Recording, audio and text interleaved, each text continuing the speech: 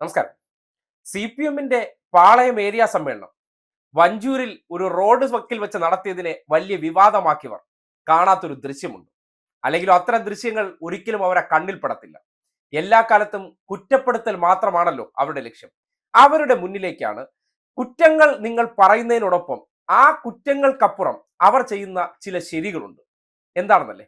അതേ പാളയം ഏരിയ കമ്മിറ്റിയുടെ നേതൃത്വത്തിൽ ജില്ലാ സമ്മേളനത്തിന് മുന്നോടിയായിട്ട് ഈ പാളയം ഏരിയയ്ക്ക് താഴെയുള്ള 9 ലോക്കൽ കമ്മിറ്റികൾ ചെയ്ത ഒരു ജനോപകാരപ്രദമായിട്ടുള്ള കാര്യമുണ്ട്. നിങ്ങളുടെ കണ്ണിൽ കയറിയോ? ഇല്ല, കയറില്ല.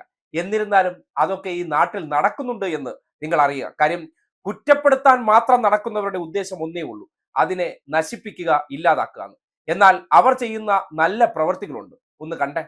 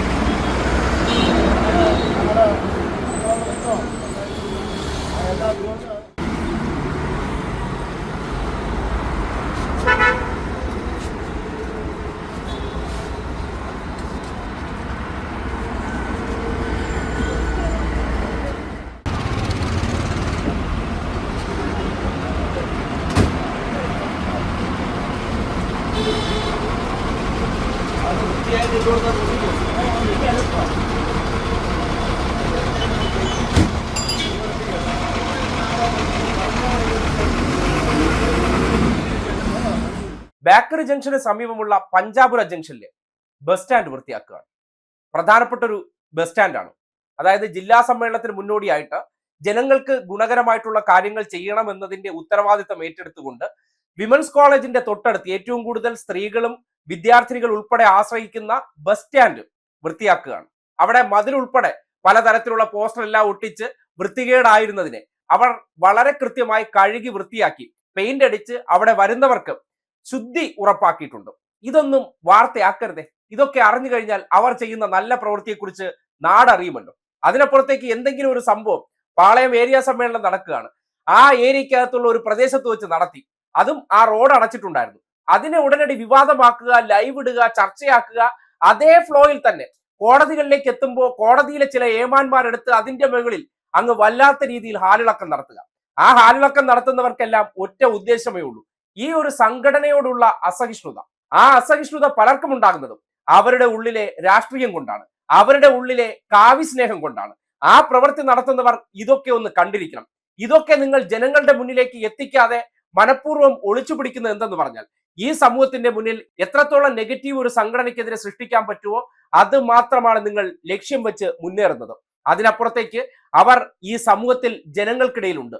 ജനങ്ങളുടെ ആവശ്യങ്ങൾ പരിഗണിച്ചുകൊണ്ട്, ജനങ്ങളുടെ ബുദ്ധിമുട്ടുകൾ തിരിച്ചറിഞ്ഞുകൊണ്ട് അവർ നടത്തുന്ന മാതൃകാപരമായിട്ടുള്ള ഇടപെടലാണ്. പാളയം ലോക്കൽ കമ്മിറ്റി സെക്രട്ടറി IP ബിനുവിന്റെ നേതൃത്വത്തിൽ പഞ്ചാബിൽ നടത്തിയ ഈ പ്രവർത്തനത്തിന് വഞ്ചൂർ ഏരിയ കമ്മിറ്റി സെക്രട്ടറിയും പങ്കെടുത്തു. ഇതുപോലെ 9 ലോക്കൽ കമ്മിറ്റികളിൽ ഇതേ പ്രവർത്തനം നടന്നു. നിങ്ങൾ വാർത്തയാക്കിയില്ലെങ്കിലും നാട്ടുകാർ അത് അറിയും. നാട്ടുകാരെ അറിയിക്കേണ്ടതുണ്ട്. കാര്യം അവർ അനുഭവസ്ഥരാണ്. ഈ വീഡിയോ മാത്രമല്ല, ആ ബസ് സ്റ്റേഷനിൽ വരുമ്പോൾ അവർക്കുണ്ടാകുന്ന അനുഭവം ആര് ചെയ്തതായിരിക്കും, നല്ല പ്രവൃത്തിയാണെന്ന് പറയത്തില്ലേ, അത് മാത്രമേ പ്രതീക്ഷിക്കുന്നുള്ളൂ. അല്ലാതെ ഇവിടത്തെ ഒരു മാപ്രാ തമ്പുരാന്മാരുടെയും ഗുഡ് സർട്ടിഫിക്കറ്റിന് വേണ്ടി അവർ പ്രവർത്തിക്കാത്തിടത്തോളം കാലം നിങ്ങൾ എത്ര ഒച്ചയിട്ടാലും, നിങ്ങൾ എത്ര അലമുറയിട്ട് ഓരിയിട്ടാലും അതിനൊന്നും ചെവി കൊടുക്കാതെ മുന്നോട്ട് പോകും. ഏതെങ്കിലും ഒരു കോടതിക്കകത്തിരുന്ന് ഏമാന്മാർ ചില പ്രത്യേക താല്പര്യത്തോടു കൂടിയൊക്കെ വലിയ കൽപ്പനകൾ പുറപ്പെടുവിച്ചാൽ തകർന്നു പോകുന്നതല്ല ഈ സംവിധാനമെന്നും, ജനങ്ങൾക്ക് വേണ്ടി പ്രവർത്തിക്കുന്നത് കൊണ്ട് ഇത്തരം ചില വിമർശനങ്ങളൊക്കെ ഉണ്ടാക്കി കഴിഞ്ഞാൽ നശിച്ചു പോകുമെന്ന് പ്രതീക്ഷ അർപ്പിക്കുന്നവരുടെ മുന്നിലേക്കാണ് ഇത്തരം കാര്യങ്ങൾ കാട്ടിത്തരുന്നത്. ഇതെന്തുകൊണ്ടെന്നാൽ ഇത്തരം പ്രവർത്തനങ്ങൾ ചെയ്യുമ്പോൾ സ്വാഭാവികമായും ജനങ്ങളുടെ അടുത്തേക്ക് അവർ എത്തിപ്പെടുന്നുണ്ട്. കേരളത്തിലെ വേറെ ഏതെങ്കിലും ഒരു സംഘടനയുടെ കാര്യത്തിൽ നിങ്ങൾ ഇത് കാണുമോ? അതൊന്നും കാണത്തില്ല.